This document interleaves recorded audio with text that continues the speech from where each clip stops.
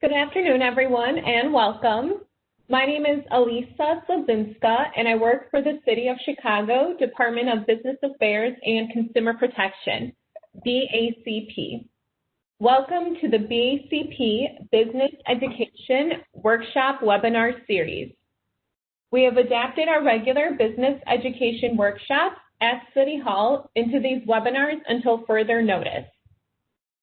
On behalf of our Commissioner, Rosa Escarino, I want to inform you that business licenses can be processed online where applicable by visiting chicagobusinessdirect.org.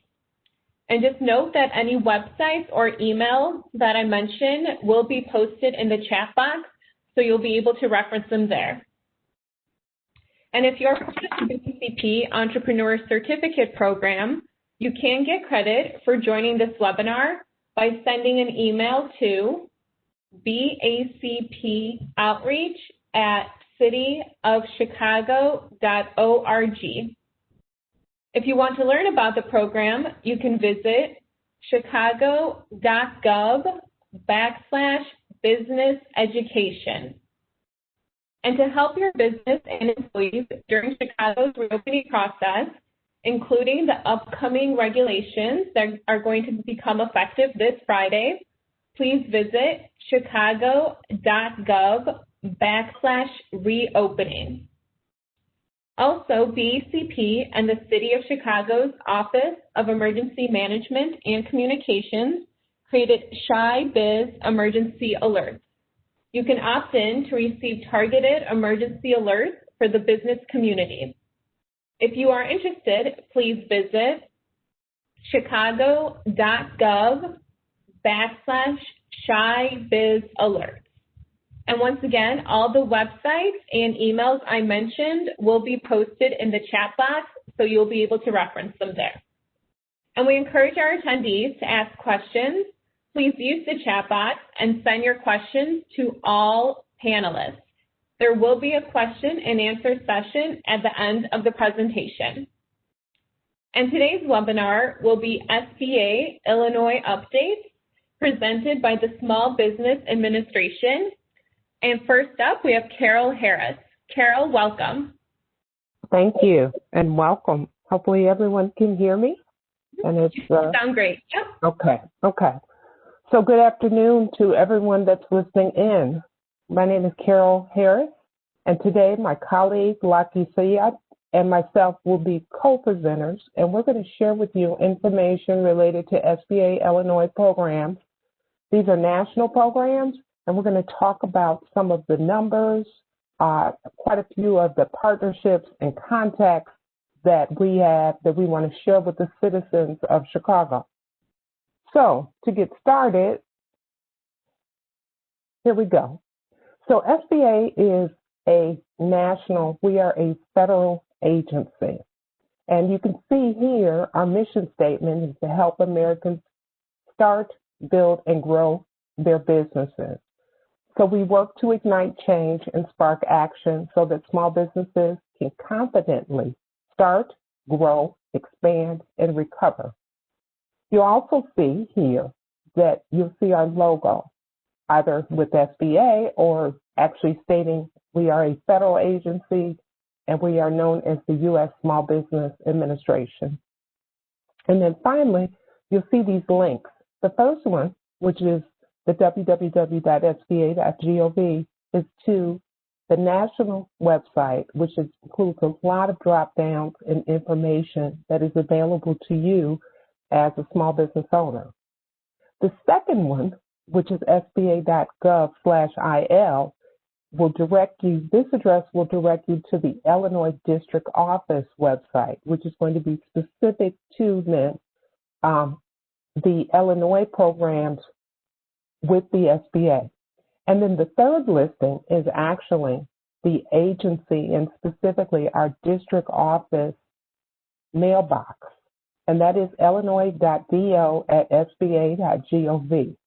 So that if you find that you have any questions, you can direct your questions to our district office mailbox, our email box, and we will respond to you promptly.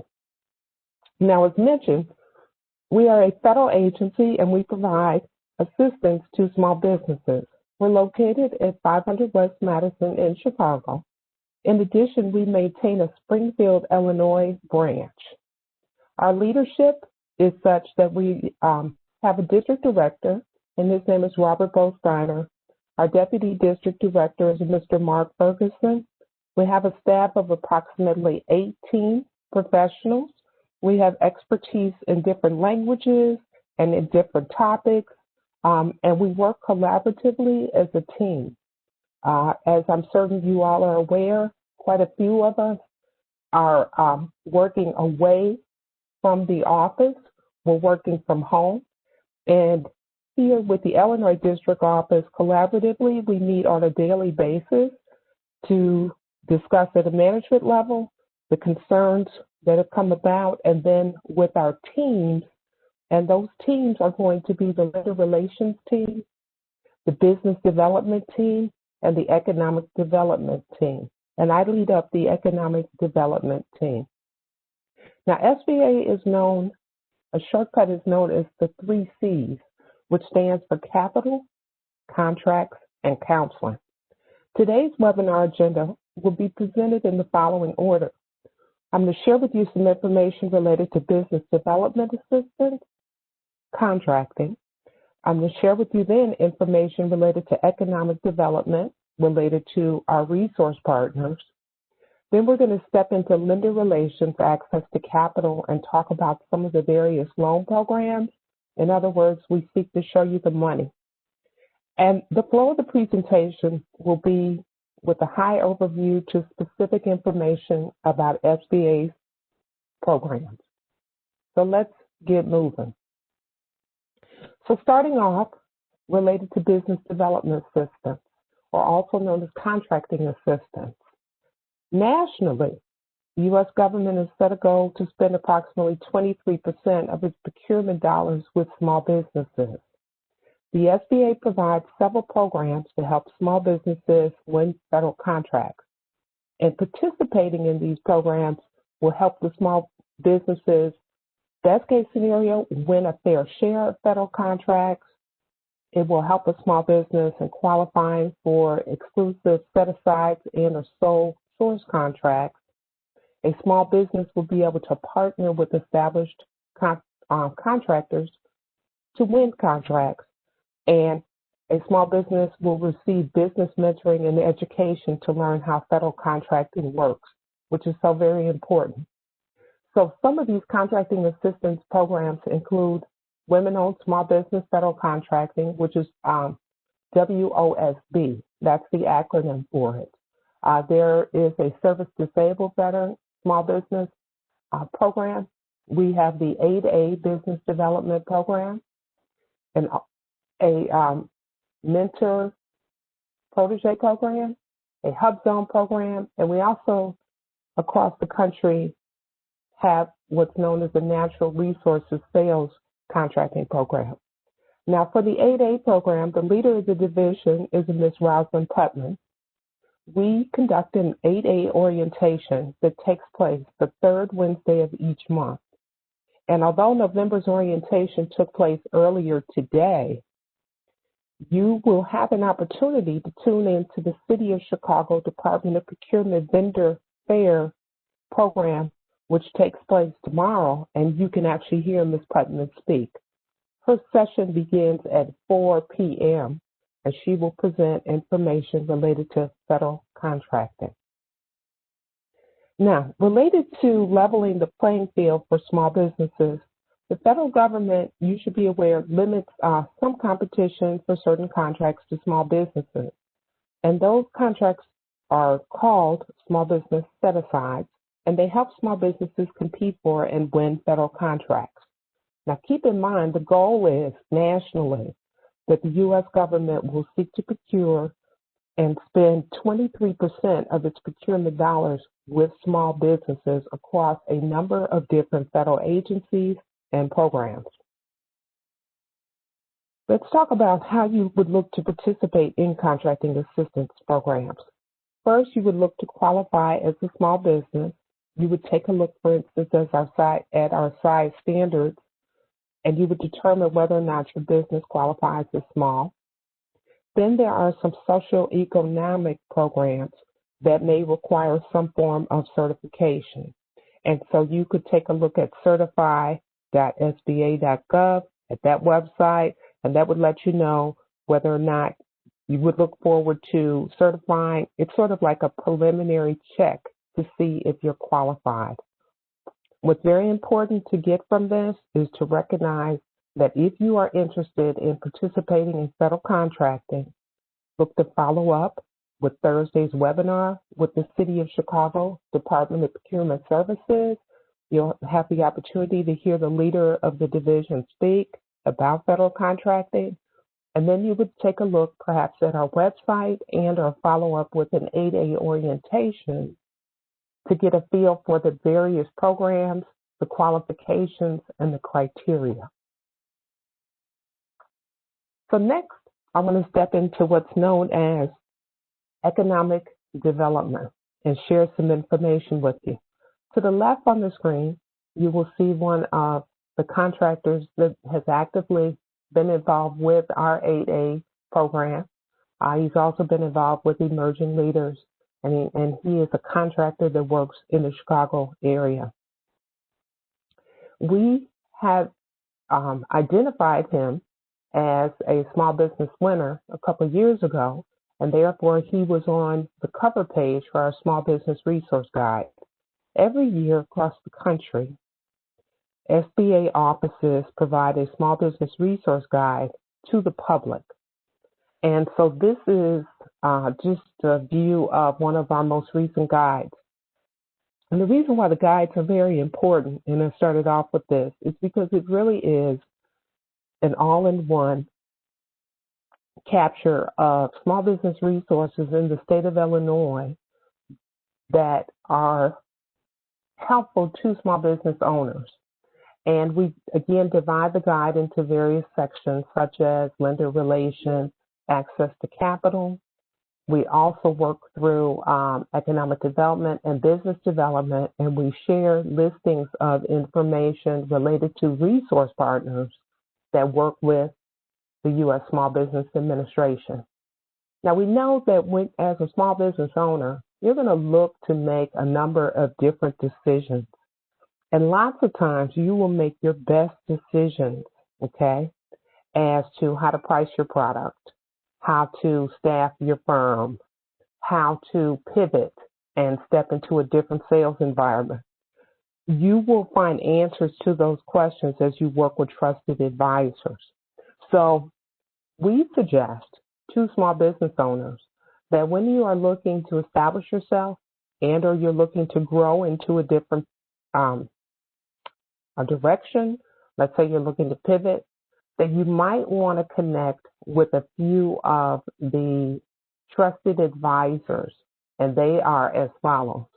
There is SCORE, and SCORE provides assistance to small business owners.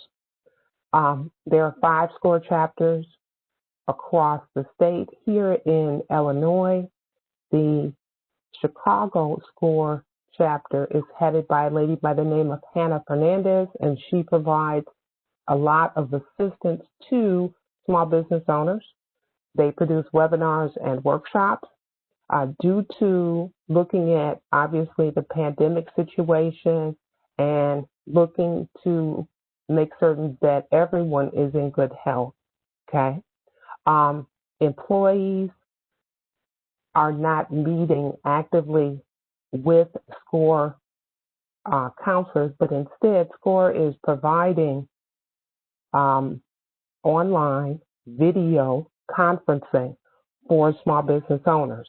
So if you are interested in getting counseling, mentoring assistance, what you could look to do is work through an online appointment, okay? The same is true with the Small Business Development Centers. That is a network of approximately 42 SBDCs for short. That's the acronym for Small Business Development Centers. And they are located across the city of Chicago and the state of Illinois. And again, with these centers, The directors and the analysts are working with small business owners across the city and the state of Illinois in providing management and technical assistance in a number of different areas. They can provide you assistance with marketing analysis, let's say, or assistance in getting access to capital, government procurement assistance, and that would be at the city, county, state, and federal level. They work with small businesses that are interested in international trade, with business plan assistance and financial analysis and planning. Now, some of the best SBDCs also host other programs, such as NBDCs, which are known as the Neighborhood Business Development Centers, which again are part of the City of Chicago BACP program. So, best case scenario, you may walk into, well, in this case, you would not walk into, but you may connect with an SBDC that also hosts a Neighborhood Business Development Center, and they would be able to provide you with assistance that has been partially funded by the SBA, and they are fully aware of City of Chicago incentives and programs to help you as a small business owner. Okay. We have a Veterans Business Opportunity Center, which is actually out of Wisconsin. It's known as the Wisconsin Women's Business Initiative. And the person that heads that up is a lady by the name of Dr. Butler, and she provides assistance to veteran business owners. And once a month, they usually produce a webinar and or some type of workshop by which they're working with veteran business owners. So if you are a veteran, you want to connect with the VBOC. And then finally, the Women's Business Centers. We have two located here in the state of Illinois. One is in Aurora and one is in Chicago. Again, they have various language skills by which they can work with people that may speak different languages. And they're looking to advocate for women business owners. For the guys that are on the line, you can get assistance from a WBC. But just be aware that they're going to provide training and counseling, and the majority of the business development services are provided free of charge. So as mentioned before, there's 5 SCORE chapters. There's one that's specific to the city of Chicago. There are 42 small business development centers. Approximately 12 of them are actually located in the city of Chicago, and they tend to host, in addition to an SBDC, and also a neighborhood business development center. They may also host a chamber of commerce, and they have a wealth of expertise. There's a Veterans Business Opportunity Center by which they are producing webinars and workshops online, and then also the 2 women's business centers and one specifically in Chicago. So there's a wealth of resources that are available for trusted advisors to help you and to walk you through questions that you may have related to growing your business, pivoting your business, and they're going to provide you with management and technical assistance. Now, this slide, again, is reflective of some of the economic development work that the SBA engages in. And I'm not certain, unfortunately, why this one piece did not show up. But again, we work with America's SBDC across the nation as a federal agency. And here in Illinois, there is a network of 42 small business development centers. In addition, quite a few of you may have heard what is known as opportunity zones. Okay, so I just want to share with you some basic information because this is an incentive that we're finding is growing, and we want you to be aware of the fact that opportunity zones do exist. Here in the state of Illinois, my understanding is that there were approximately 133 that were identified. They are across the south, definitely in the west sides of Chicago. And in addition, there are a few that are north. And so with these opportunity zones, what's taking place is that the City Department of Planning and Development has put a special effort into looking at efforts for economic revitalization. My understanding is that a few projects have taken place and have really taken off. My understanding, I think it is in the Pullman area and also on the near west side. What I'd like for you all to be aware of is the fact that there are a number of different economic development resources that are available. On the national level, federal agencies such as HUD, the Department of Labor, definitely SBA, and the IRS are looking at opportunity zones, including the investment credits that are developed related to the projects that are developed within opportunity zones. So if you as a small business owner are looking to find out about the incentives for opportunity zones, what you would look to do is to connect with a few of the city agencies such as Department of Planning and Development. You would also look to connect with BACP. And then if you have a very specific project that you're looking to fund, you would look to connect with SBA and some of our resource partners for the actual transactional funding for an opportunity zone project. And I'd like for you all just to keep that in mind. We think that it's definitely a good example of some of the best practices by which resource partners are working together to provide assistance to small businesses and basically leverage their resources and working with small businesses so that redevelopment can take place in the inner city. So with that said, let's move to these next pages. Okay, let's talk about what I call show me the money.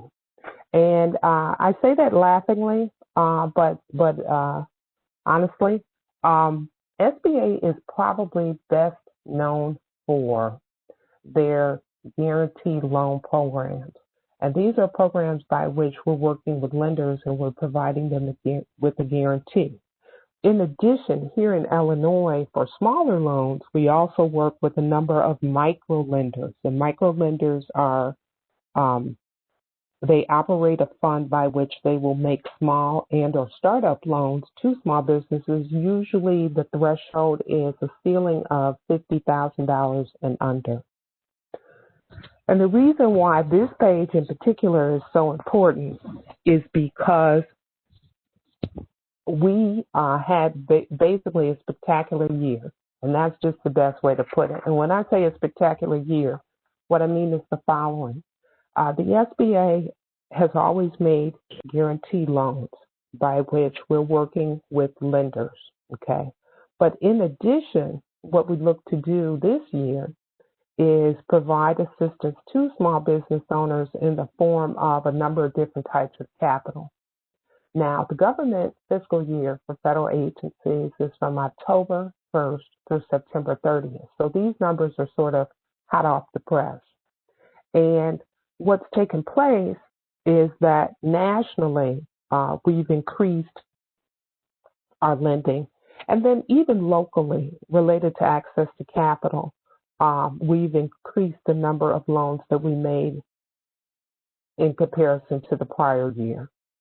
Now, our access to capital staff has a team. There's approximately 4 staffers, and they work with lenders and micro lenders, credit unions, fintechs across the approximately, I'm not certain if it's 102 or 104 counties in Illinois.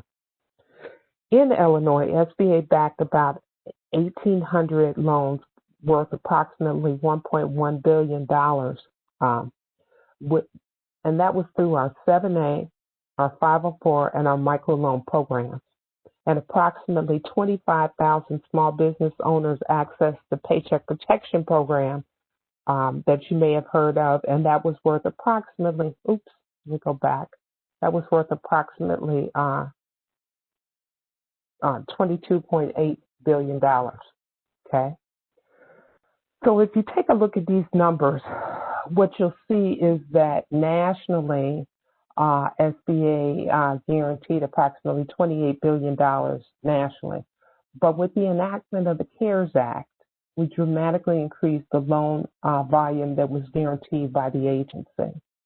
And under the Paycheck Protection Program, and keep in mind this is under the national program, we provided approximately 5.2 million loans worth approximately $525 billion.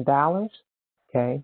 The agency's Economic Injury Disaster Loan Program provided another 3.6 million small business loans. I know we received more than 10 million applications, and the amount of that small business loans was valued at about $191 billion. Okay. And we also did about 5.7 million EIDL advances worth about $20 billion. Here in Illinois, the SBA works with credit unions. We work with banks. They can be state and or nationally chartered. We work with fintechs. Those are known as financial technology companies. Okay. Some examples that might be given will be the Lindios, the PayPals, and the rest.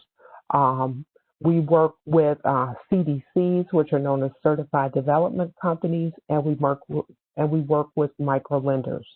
So if you are looking for SBA funding, please be aware you would look to initially talk with a credit union, a bank, and or a lender to find out if they are active with our SBA loan program. And then you would look to meet their criteria. We would be working in the background, best case scenario, to try to provide a guarantee for that loan. I want to stress the importance of lender relationships because we heard loud and clear throughout the pandemic that it was seriously important for small business owners to make certain that they have a variety of good working relationships with lenders. If you work with a lender and your payroll is such by which you are making deposits, let's say you have electronic banking, perhaps you have a savings account, you have what's known as basically a depository relationship with a lender. But what's really important is that you develop a lending relationship with the lender.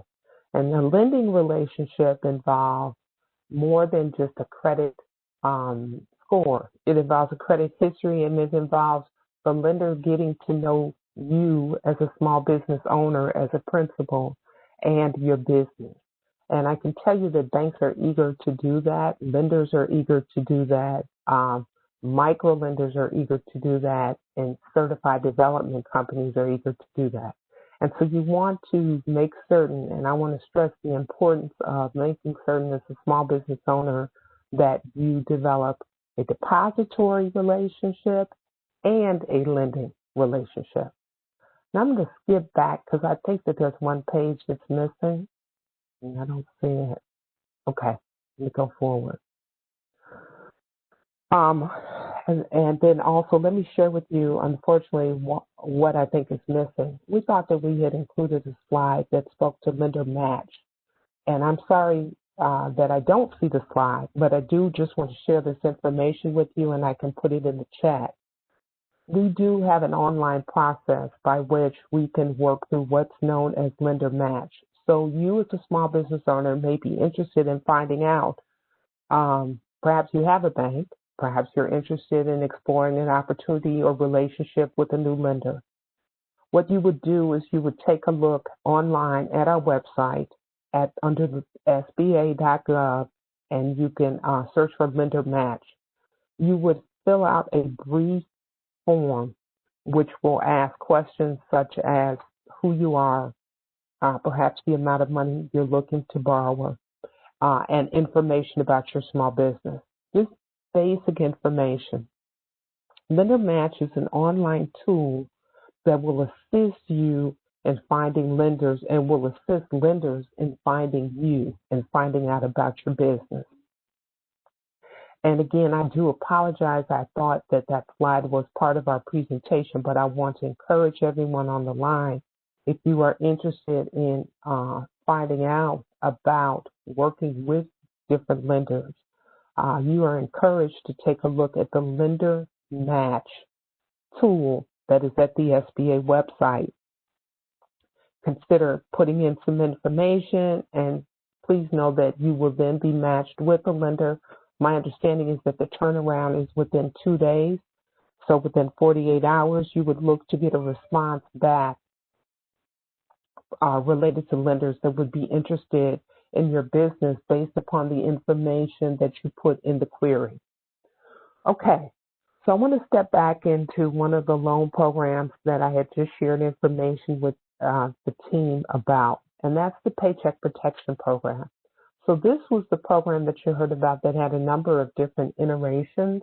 The first time the Paycheck Protection Program was introduced to the public was approximately April.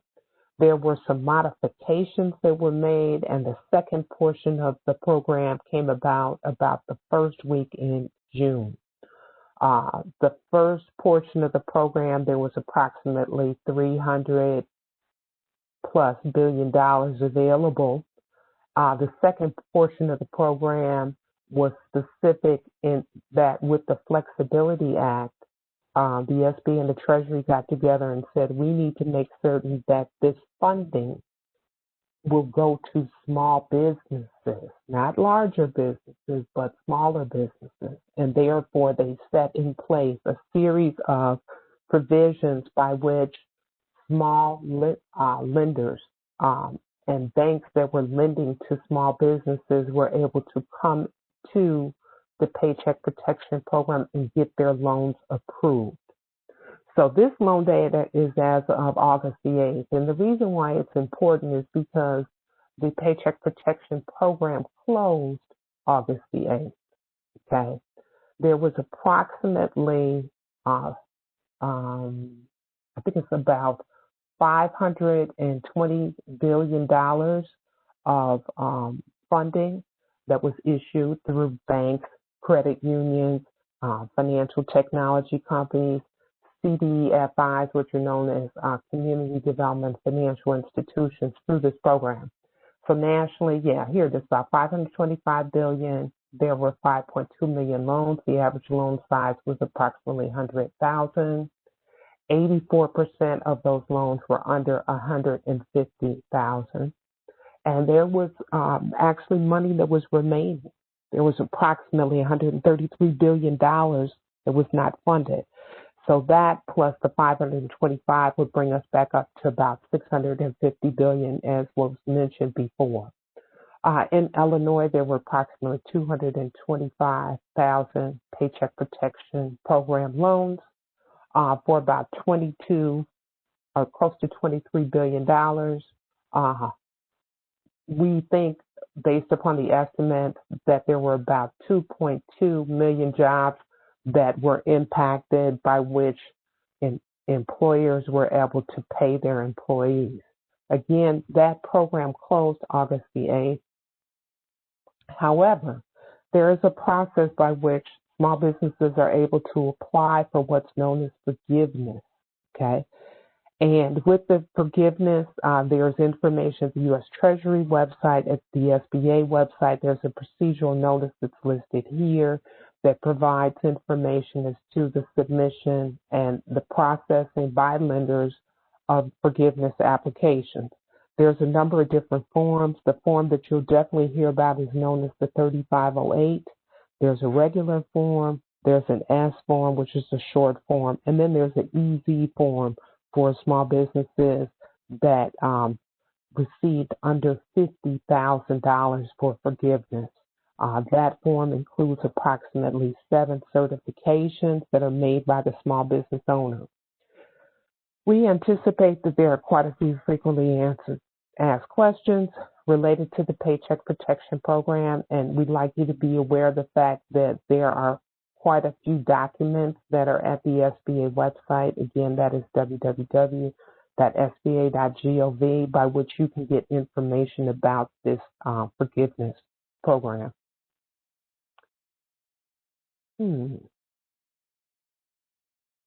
I am concerned about something, and I think we might have a different PowerPoint that's being presented. What I want to do now is the following, so that we can flow through. I want to look to pass the baton to Laki Siap, who is my colleague. Okay, he works in the Illinois District Office. Lockie is a marketing and outreach specialist, and he's definitely a special envoy to the Office of Disaster Assistance. Now, worst case scenario, if we don't have the right PowerPoint listed, we'll make certain that we pull that up right away. But Lockie, I'm going to look to pass the baton to you. Lockie's going to share a lot of detailed information about one of our remaining SBA programs that is open to small business owners. Lockie, you got it. Thank you very much, Carol. And if Geraldine could give me the ability to share, I have the PowerPoint here that I can pull up. Hi, Lockie. It's Elisa. Let me make you the presenter so you can share your PowerPoint. Sounds good.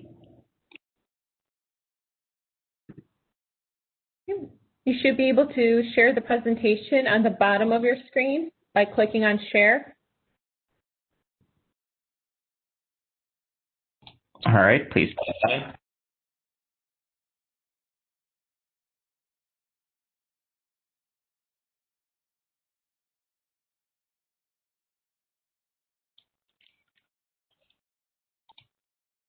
Okay, can you guys see my PowerPoint? Yes, right now there's a security alert. Oops. All right. Yep, there it is. Slide number 9. Okay. So, good afternoon, everybody. My name is Lockie Siup, and I'm the Outreach and Marketing Specialist for the SBA Illinois District Office. And I wanted to also briefly go over one of the other programs that I feel have been really talked about and discussed, which is the Economic Injury Disaster Loan Program. My colleague Carol had mentioned that the PPP, or Paycheck Protection Program, had just ended last August 8th, and I put information on the chat in related to the forgiveness process and frequently asked questions. So now I want to move forward and go to the EIDL, the Economic Injury Disaster Loan. So the EIDL, also known as Economic Injury Disaster Loan, is a program that is a direct loan from the federal government available to all eligible small businesses that were in operation prior to January 31st. So in order to qualify for this program, you have to have been in business before that date. This program provides working capital for small businesses impacted by COVID-19, and so you have to show that your business was impacted from the COVID-19 pandemic. And another quick notes as far as who could apply, it can be small businesses with under 500 employees. It can also be sole proprietors and independent contractors as well. If you're not sure in terms of if having over 500 employees but with multiple locations would work, you can always go to sba.gov/size standards to find out more information. Another aspect of this program is that the first payment is actually going to be deferred after 1 year of receiving the funding. So it's wonderful in terms of flexibility. And just a great resource right now for small businesses that have been hit hardest by the COVID-19 pandemic. This program is essentially for working capital. So you have to know that this program could not be used to expand your business or to renovate your business. It's really meant to cover your working capital needs. Due to any hardship you experience during COVID-19. Another note is that we do recommend that you keep business receipts for the use of those funds for at least after 3 years from the date of the final loan disbursement. And if you are interested and want to learn more or start an application, you can easily go into covid19relief.sba.gov. And just to note, this program does close at the end of December this year. So if you are interested, we welcome that you go ahead and apply just because you don't want to miss that deadline and do not want to look back thinking that you may have benefited from this program. So just take note of that deadline. It is the last day of this year. So you definitely do want to apply before that ends. Unlike the PPP, this loan is not forgivable, but the loan terms can span out up to 30 years, and you can the first payment is deferred for a full year after receiving the funding. So that's what a lot of business owners do appreciate about this program. So let's say you want to apply for the EIDL. You go into the website, and how you do it is when you apply, you'll get an application reference number. That's just essentially confirming that your application is sent for processing. Then you're going to get an email that kind of looks like this, which I've screenshotted, and it will invite you to create an account. So then you will go into the portal, and once you go into the portal, you will go ahead and select the loan amount that you wish for. And from there, you can also take note of the terms that are also snapshotted below. It will go over the terms, the interest rate, the payment frequency, and again, that repayment start date doesn't start until 12 months after the closing. So you do have that long flexibility. So once you've confirmed this and you kind of sit tight and you go into the portal again to confirm the loan amount. From there, you wait for SBA to make a decision. Now, let's say that you've done that and that SBA has made their decision and that you have been approved for the loan, at which case you'll get an email instructing you to go back into that portal and sign your loan closing documents. So you want to download those documents and save those for your records. And of course, we recommend that you always keep them and review them just because there's a lot of important information that you will need readily available. And so after the funds are typically dispersed, they usually end up as soon in your account as soon as you have signed that and have uploaded all the necessary documentations, and you can begin utilizing those funds. Now, let's say that you've started an application in the portal and you get an email or a letter from SBA that states that they need additional information before they can make a decision, or that you might get a letter saying that your EIDL loan has been declined at this time. There is actually a process for requesting a reconsideration of your EIDL loan. And so all you need to do is make a request in writing within 6 months of your denial letter. So it gives you some time, a lot of flexibility and plenty of time to go through the process and gather additional documentation if you will need that. You want to include significant information that will help the SBA make a new decision or overcome the denial reason. So the biggest piece of advice I have for folks is usually who are interested in this program is the first step is to get that denial ready. Find that denial letter either from your email or from your actual mail.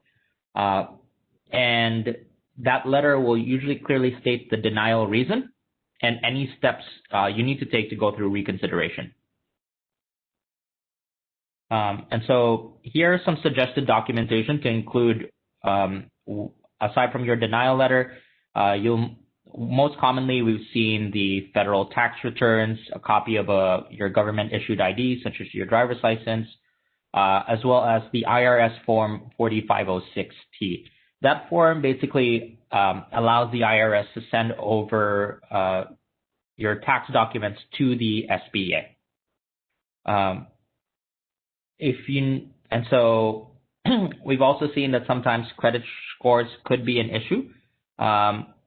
So you do need to submit evidence showing that you have repaid some of your business debts. Another thing that we have seen the SBA require is this SBA Form 2202, which is the Schedule of Liabilities. It's basically a form that helps us understand how much debt you owe, if you have any mortgages or liens or existing loans. Not to worry, as soon as I'm done with this presentation, I'll be making sure to answer your questions in the chat box. So let's continue. So continue with EIDL declines. You can be declined at any point, and the SBA would come back and ask for additional information. Here are some samples of common reason declines. It could be due to your credit history, not an eligible business. So just making sure when you go in and apply, actually on the SBA website, there's a lot of hefty couple paragraphs that have the outline of the requirements for this program to make sure that this program applies to you and your business. Another thing that could happen is unverifiable information, and we do see this a lot. That just means that the SBA was not able to verify an aspect to an identity within the application, so they usually kind of go back and ask you to send in more documentation to make sure that they can verify who you are. And the best way to go about that is through calling the SBA Disaster Customer Service at 1-800-659-2955.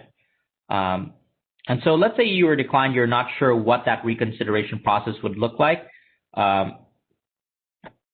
or you were denied due to unverifiable information. You would definitely give them a call, or also email them at customerservice@sba.gov, and they would be able to help you that way. Another common case we've seen in regards to the EIDL is requesting for additional funds.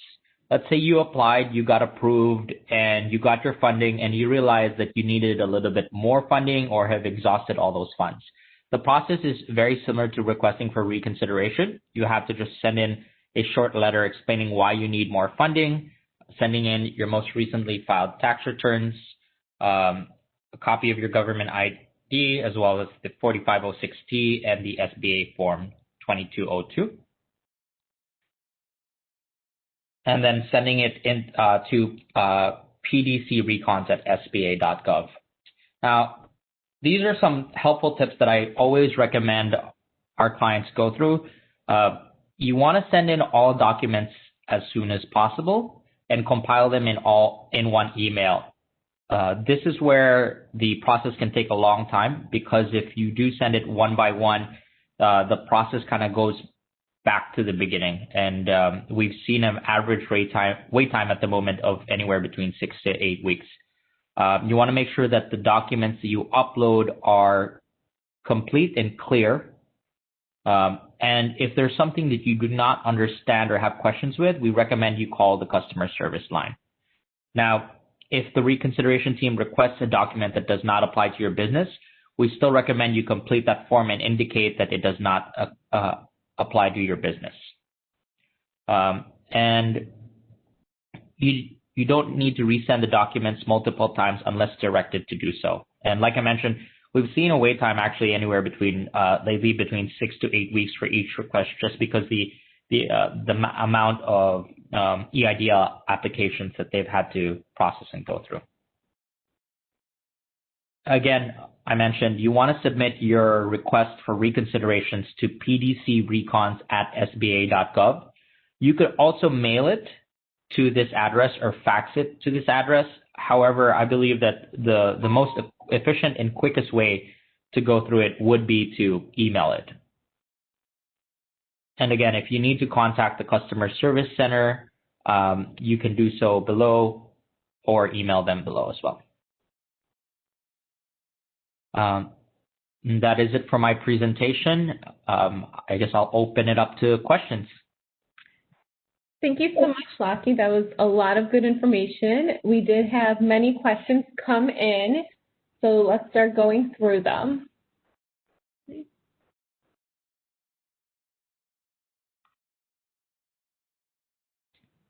Here's a very specific one. One second. Sure.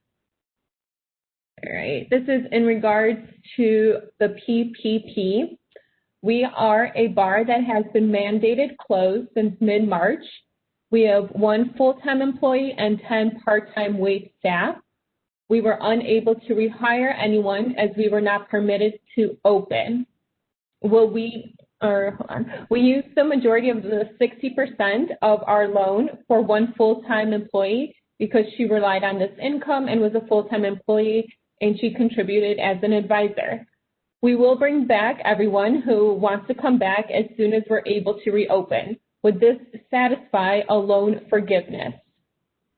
As long as it's 60% of that loan is used on employee payroll, then I believe that would qualify. However, what I can do as well is just provide my email address and find out more information. Mm-hmm. And look to see if this specific case applies to them. So I put my email on the chat, and they can reach me through there and contact me. Wonderful.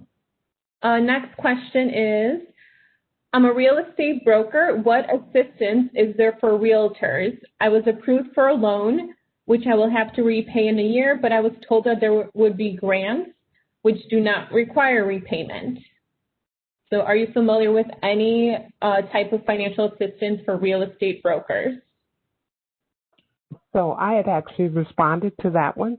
Mm-hmm. I hope you all can hear me. And I had just said that it kind of sounds like perhaps the person asking the question had been approved for an EIDL. Mm-hmm. And the Paycheck Protection Programs were the loans that were basically deemed as eligible for forgiveness.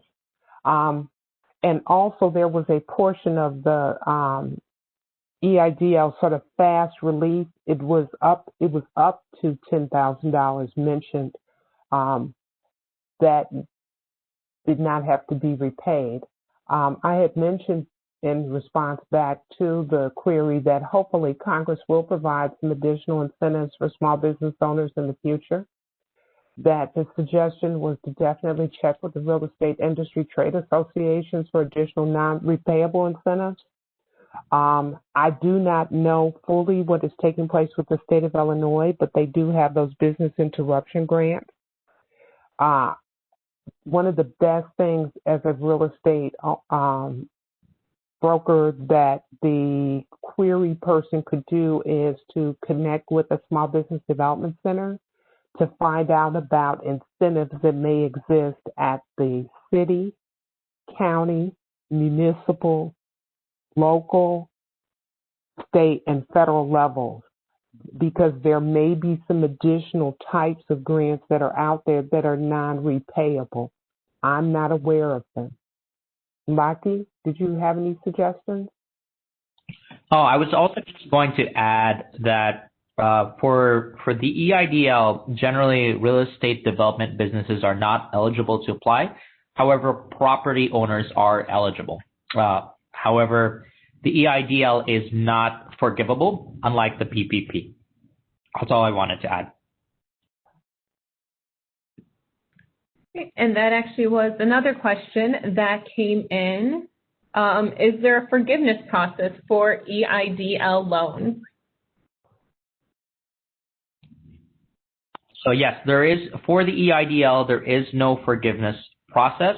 However, like I mentioned, they have made it very flexible in terms of having a repayment period of 1 year after the loans have been dispersed and a term of up to 30 years with a percentage of 3.75%.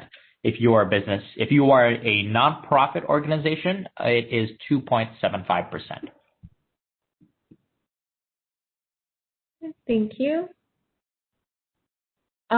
Next question, has there been any additional communication about when a business which may have received a PPP loan should be applying for forgiveness? Our lender stated that they would let us know when we would begin that application, but we haven't heard anything yet. So for this, I would recommend that they do two things. They follow up with their lender, and they keep up to date with what's going on in terms of PPP forgiveness. I did put the link up there in the chat in terms of the frequently asked questions in the forgiveness fact sheet. We have seen some lenders wait a little while to get more information before disseminating that information out to their customers. Just one other thing I wanted to add. Our agency has been producing webinars probably on a weekly basis about the Paycheck Protection Program forgiveness forms. At a high level, it basically walks through the EV form, the S form, and the longer form. They are all known as 3508. So it's 3508 regular, 3508 EV, and 3508S. The S is for 50,000 and under. And so the suggestion would be take a look at a couple of spots. You can look at our local website to find out perhaps when we will have another webinar, and or we tend to produce live on Teams, and sometimes there is a link that's shared. So if you registered for a webinar previously, hopefully you should be able to replay it related to P3 forgiveness. And as Laki mentioned, you really want to check in with your lender. The portal is open. There are some lenders that are processing Paycheck Protection Program forgiveness apps. Great. And I do want to mention that this webinar is being recorded and will be posted to our YouTube page, which is youtube.com/Chicago BACP, and that link has been posted in the chat. Next question is, I received a EIDL loan earlier this year. Can I receive an increase for my business?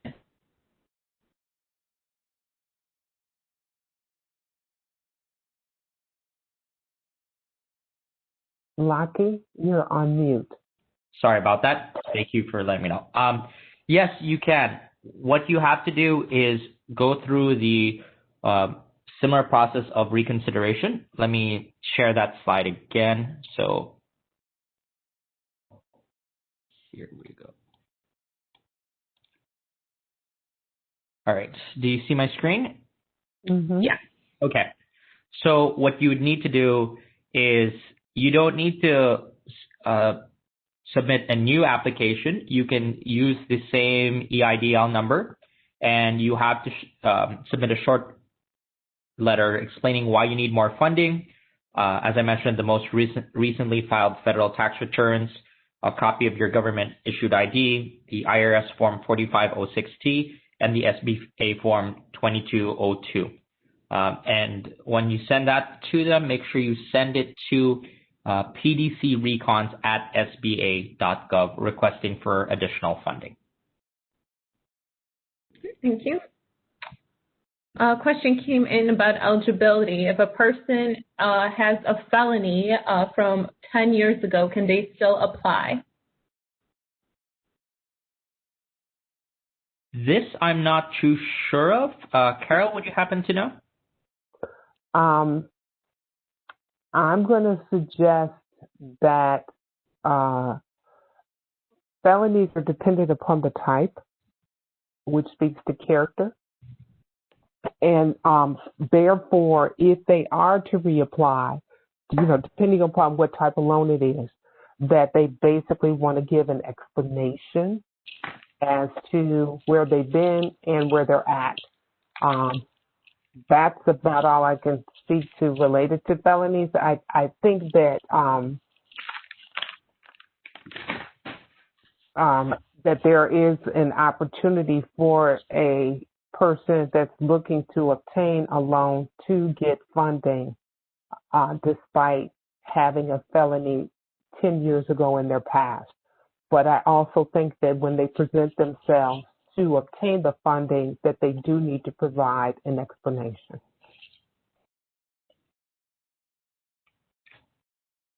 Okay, thank you. Someone asked that they were declined for a loan previously for the EIDL loan. Not sure if there's any new criteria that would help them secure the loan. Do you suggest that they reapply?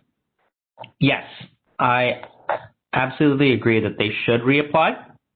And usually they want to check the letter the decline letter to figure out the reason why they're declined.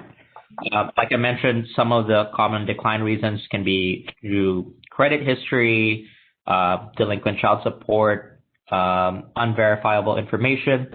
And when you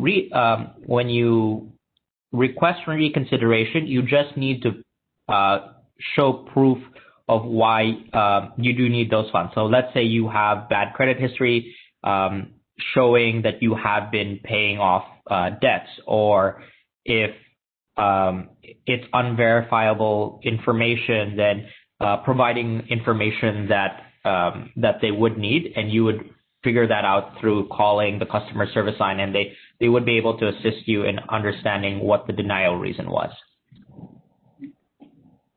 Next question, what about businesses with losses? Must you be profitable to qualify for the loan? You do. I guess that would depend on the lender as they inspect the documentation.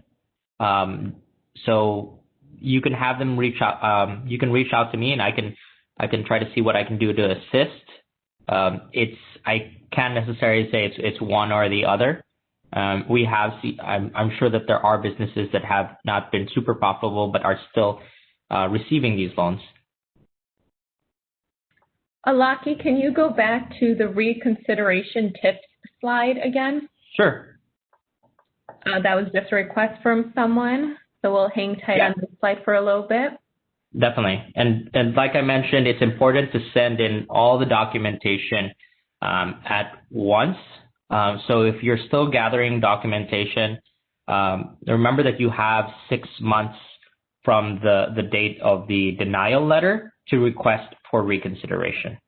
So you want to be able to just gather all that documentation and send it all at once versus sending it one by one or every week after week, because it does kind of push back the time clock. And whenever you send in information, it kind of puts you back at the queue.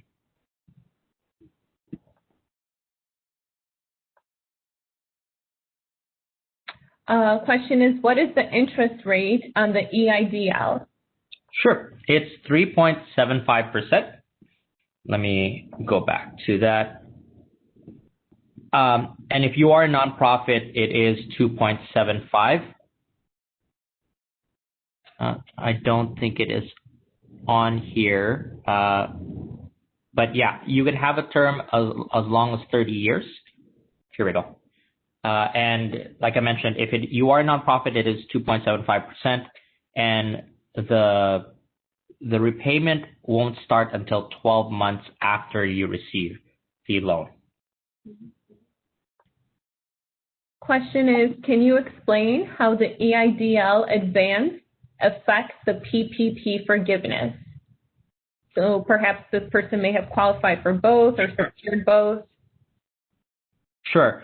So let's say that you have you got funding for PPP and you got funding for EIDL, and so let's say your funding for PPP was $50,000, and you got $10,000 in EIDL money. If you request when you request forgiveness for that full amount for PPP, you will only be eligible for $40,000 of that. So you will still have to pay that $10,000 from the EIDL.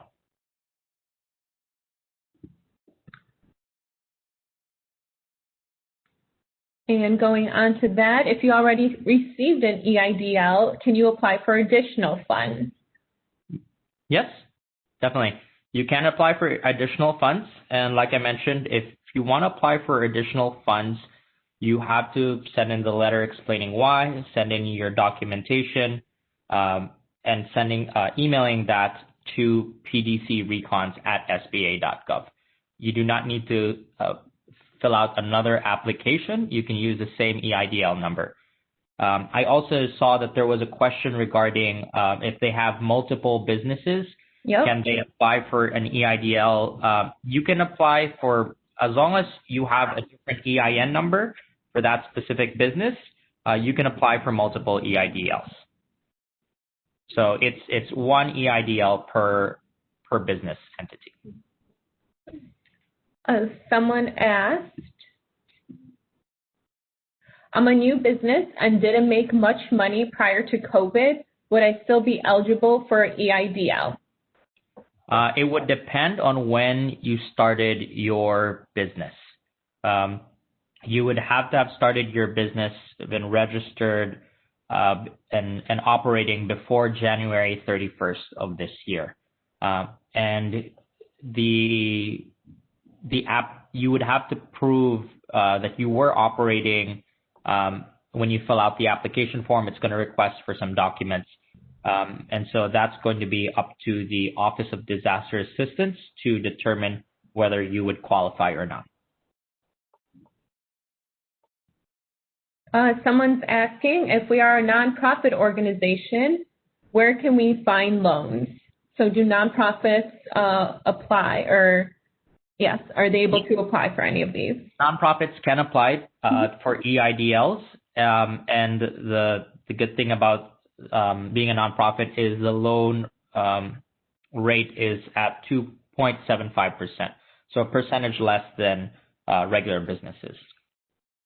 So the process would be the same. They just have to go to covid19relief.sba.gov to apply. A question about businesses that were affected by the violence that hit our city. Are any of these loans or grants available for them? Go ahead, Carol. I was just going to say, yes, they are. So what's taking place is economic injury disaster loans. When there's a disaster declaration that is made by the state, it tends to be for a specific area. There is a disaster declaration that is open for the Cook County area. There's two types of disaster declarations. It can be for physical or it can be for financial. Lucky, are you familiar with which one is open now? Because one of them closed. Yes, I believe the EIDL Advance is good till July 31st of 2021.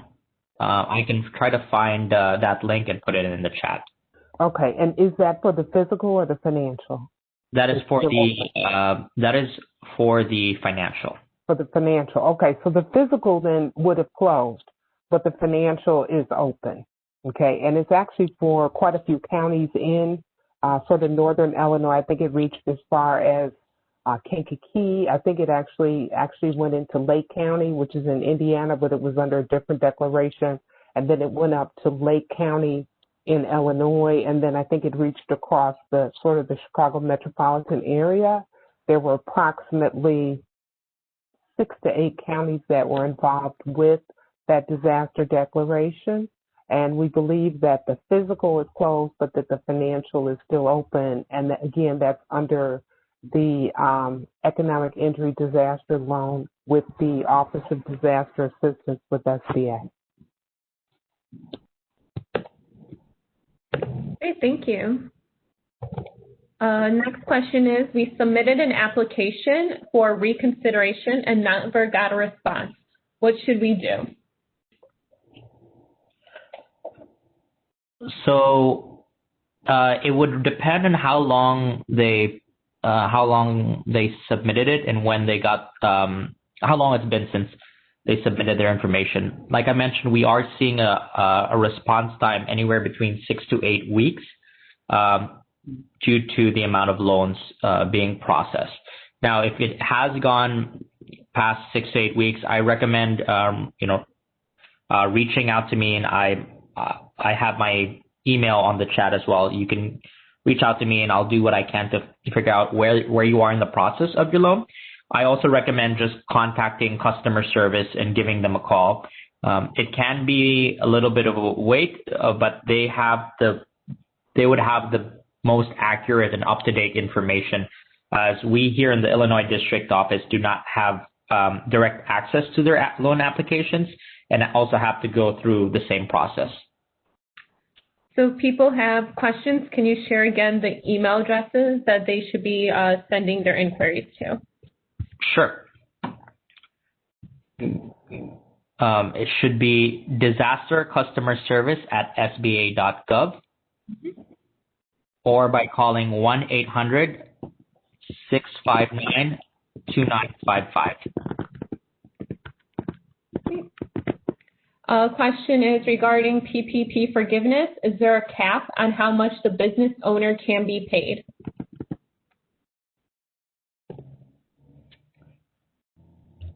Well, initially under the P3, the cap was $100,000 annually. The question is, with the payout, as to whether or not it was over an 8-week period or whether or not it was over a 24-week period.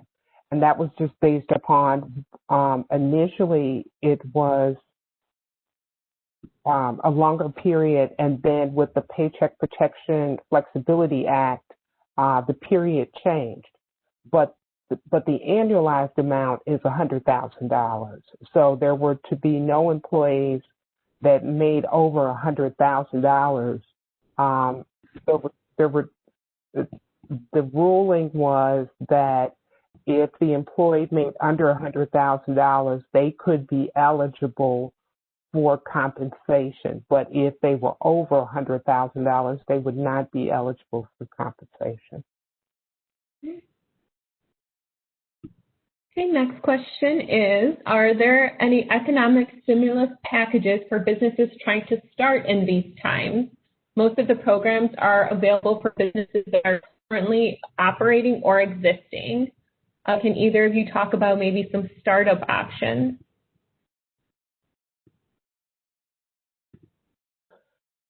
Well, I'm going to always suggest that microlenders are going to look at a good idea. And depending upon how much the small business is leaning into an aspect of technology and or commercialization, there may be some funding related to SBICs. But my thought would be that if the person asking the question is asking related to a smaller startup that may be sort of in a traditional market, that they would want to, if it's $50,000 and under, that they might be looking for, that they would look to talk with a microlender. Microlenders, banks, and the rest are still funding in this COVID environment. Some of the criteria may have changed. In some cases, there's definitely a stricter look at the process of generating revenues. But the thought would be that if they're looking for a smaller loan amount, they might want to talk with a microlender. If they're looking for a larger loan amount, that they would look to talk with a lender.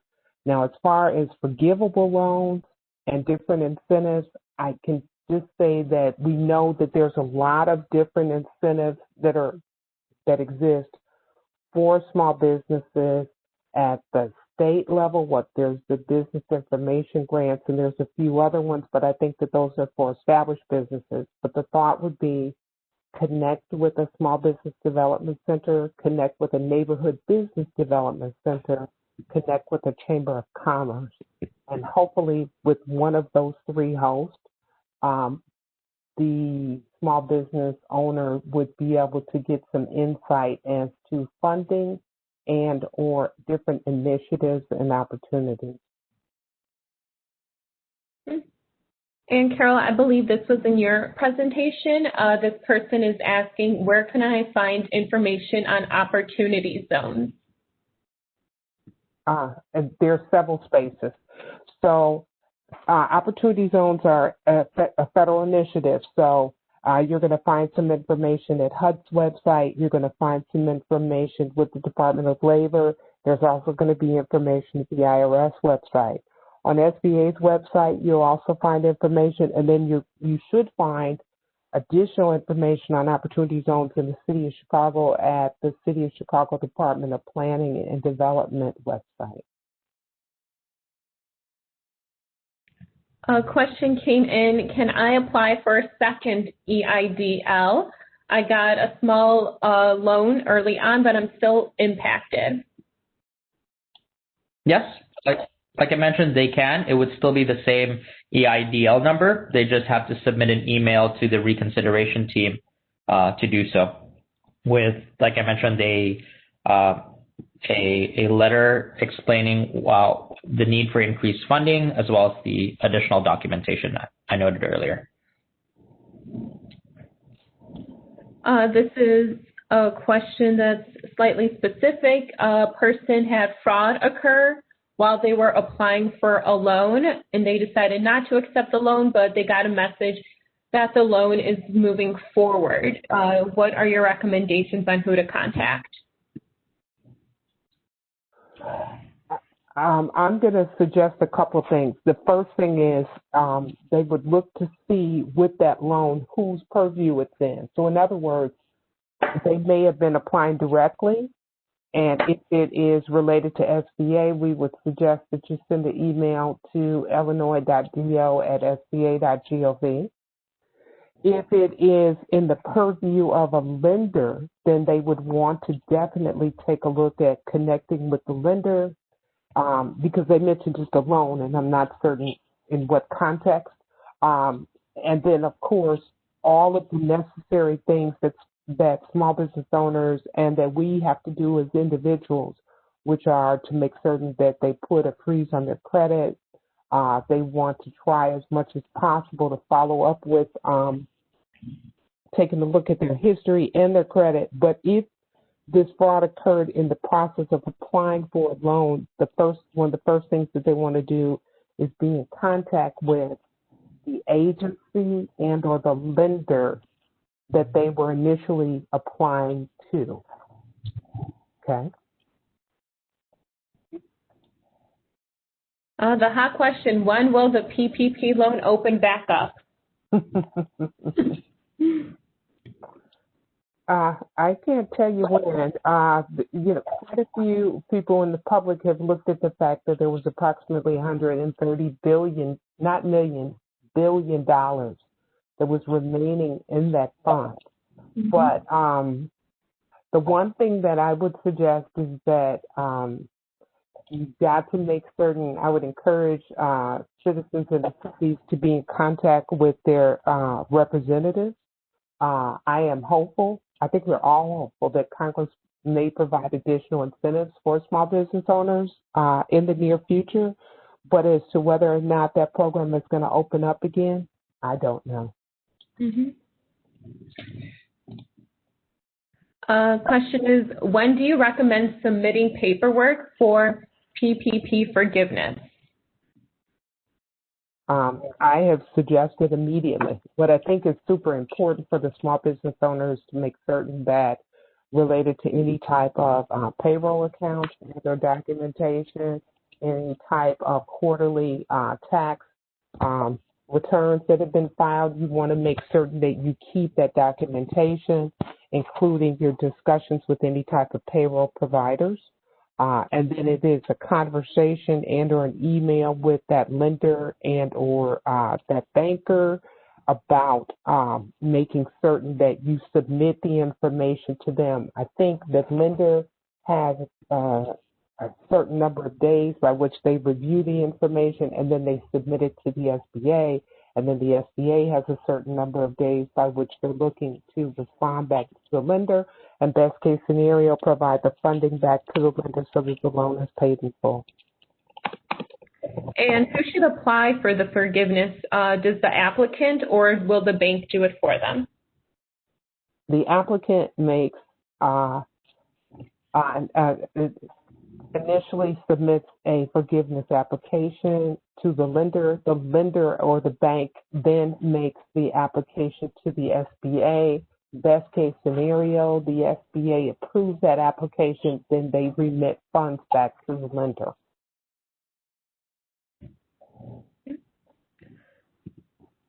Question is, if you complete the IRS Form 4506T, do you still need to supply the tax return?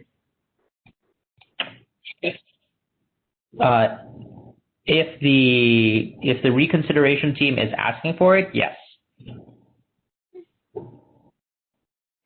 And once again, I do want to mention that this webinar is being recorded and will be available on our YouTube channel, which is youtube.com/Chicago BACP. And we have time for a couple more questions.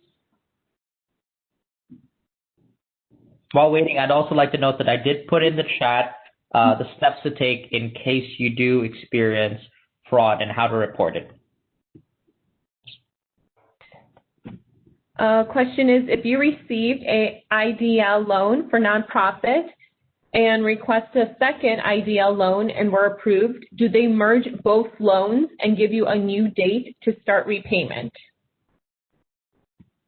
I believe the repayment date would for the loan would be the first date of the EIDL disbursement, but I can double check. Feel free to email me. I'm putting my name and contact information at the chat, and I can find out for you just to confirm.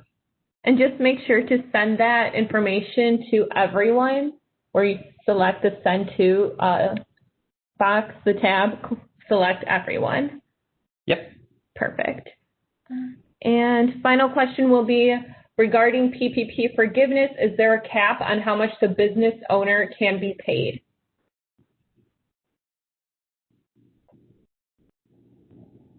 Well, the cap, the ceiling for anyone was $100,000. Okay, and that was annualized, depending upon how they paid out on the P3 and which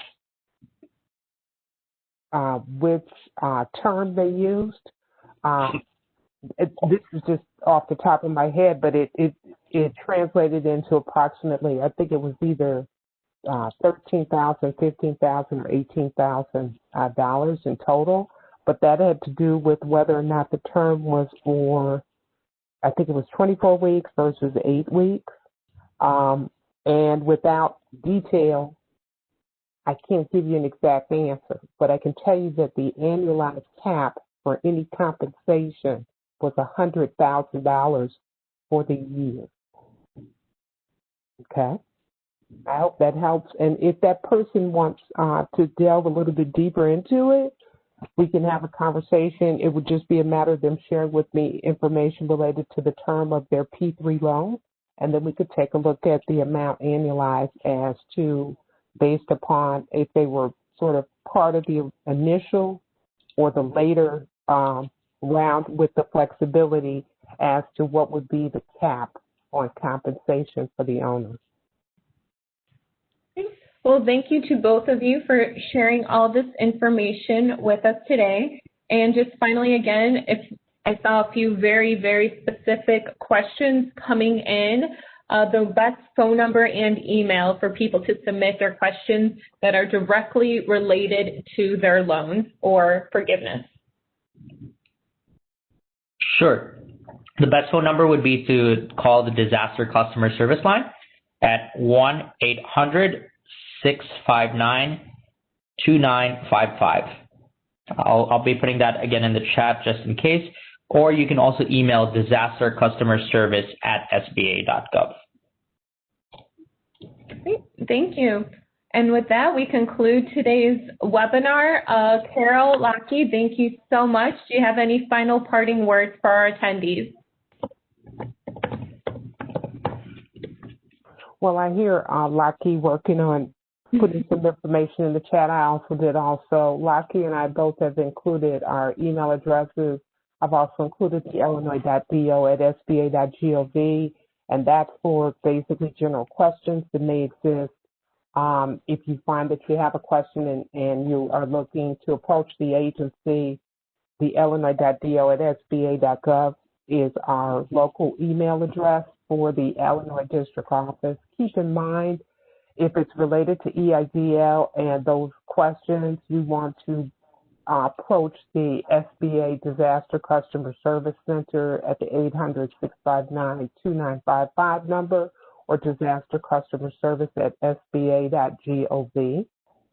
I want to encourage all the small business owners to basically take a look at where you're at, pivot, make the changes that may need to be made. It's a tough time out here. We don't know what is going to take place related to the pandemic. We are hopeful, obviously, for vaccination. And I would also suggest that now's the time to be vocal with your representatives, and you want to begin to speak to what it is that you need as a small business owner, or perhaps what your business corridor needs. And I'm hopeful that we can work through this pandemic, that everyone will be well. And obviously, if you have any questions, you can connect with our district office. Laki? Oh, thank you very much for having us. And feel free to reach out to us if you have any additional questions. Wonderful. Thanks again to both of you. Thank you to our attendees. Final reminder, this webinar will be posted on our YouTube channel. Link is in the chat. Thank you so much, everyone, and have a good rest of your day. Thank you. Thank you.